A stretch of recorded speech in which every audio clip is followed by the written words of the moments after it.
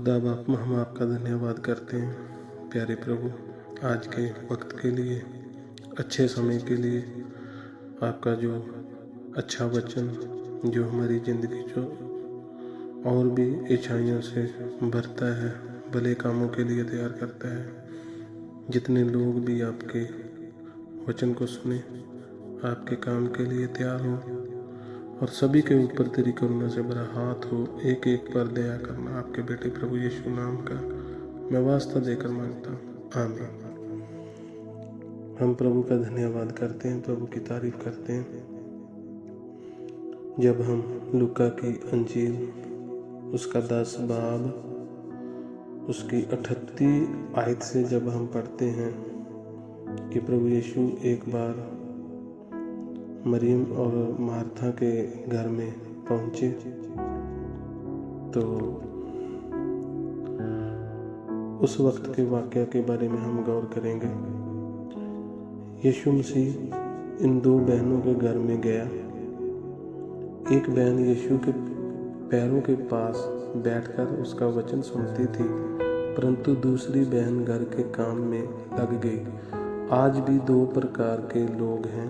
एक तो ऐसे हैं जो यीशु मसीह के चरणों में बैठते हैं, उसके साथ समय बिताते हैं, उसका वचन पढ़ते हैं, उससे प्रार्थना करते हैं, परंतु दूसरे प्रकार के लोग रात दिन भागते दौड़ते रहते हैं, सेवा के काम में बहुत व्यस्त हैं। दोनों अपने काम को ठीक समझते हैं, परंतु फैसला करने वाला तो यीशु है। मार्था नाम की बहन जो काम में लगी थी, वह काम करते करते थक गई और घबरा गई।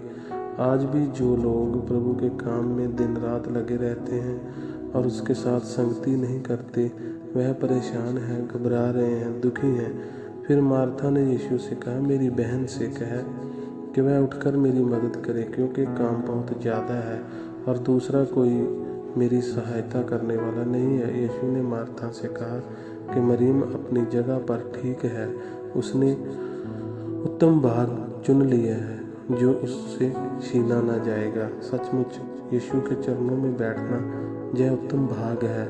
उसका काम करना भी जरूरी है, लेकिन उसकी इच्छा के अनुसार। उसकी पहली इच्छा यह है कि हम उसके चरणों में बैठें, उससे प्रेयर करें, दुआ मांगें।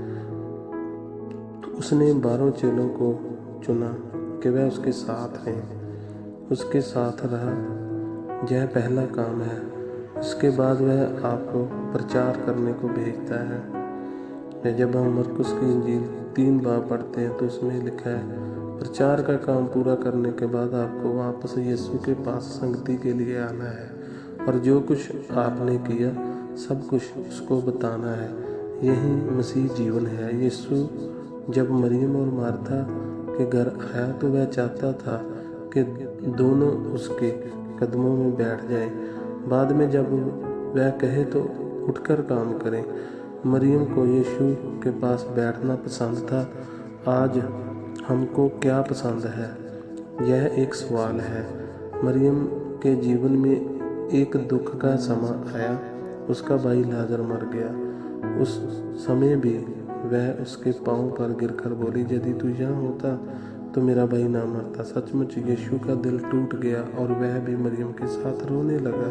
सचमुच जब हम यूहन्ना की अंजील को पढ़ते हैं 11 बाब को, तो उसमें लिखा है, सचमुच यीशु हमारे दुख सुख का साथी है, वह हमारा मित्र है। उसके साथ ज़्यादा से ज़्यादा समय बिताना चाहिए। वह हमारे दुखों में दुखी होता है और दुखों को सुखों में बदल डालता है। उसने मरियम के भाई लाजर को जो मर गया था जिंदा कर दिया। वह आज भी चमत्कार करता है। वह स्वर्ग पृथ्वी का मालिक है। आप उससे दोस्ती बढ़ाएं, अपनी प्रार्थनाओं का समय बढ़ाएं, उसके कदमों को ना छोड़ें, हजूरी को मत छोड़ें। मरियम का भाई लाजर जिंदा होने के बाद भी वह उसके पाँव में ही रहती है और उसके पाँव पर कीमती इत्र डाला और अपने बालों से उसको पहुँचा।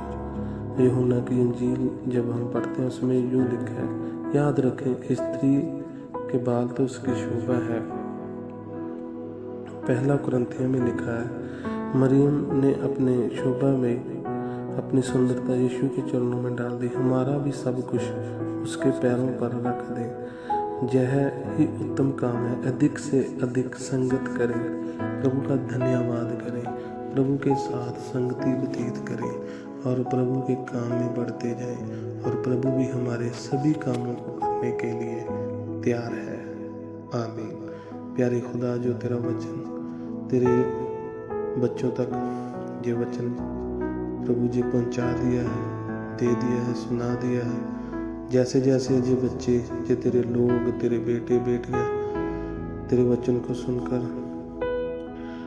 आपके साथ संगत बिताएं, दुआ में बढ़ते जाएं, तो इनके सभी कामों में अपने चमत्कार को प्रकट करना, दर्शन में बढ़ाना और बड़ी आशीषों से ब्लेस करना। आपके बेटे यीशु नाम का वास्ता देकर मांगता हूँ। आमीन, आमीन।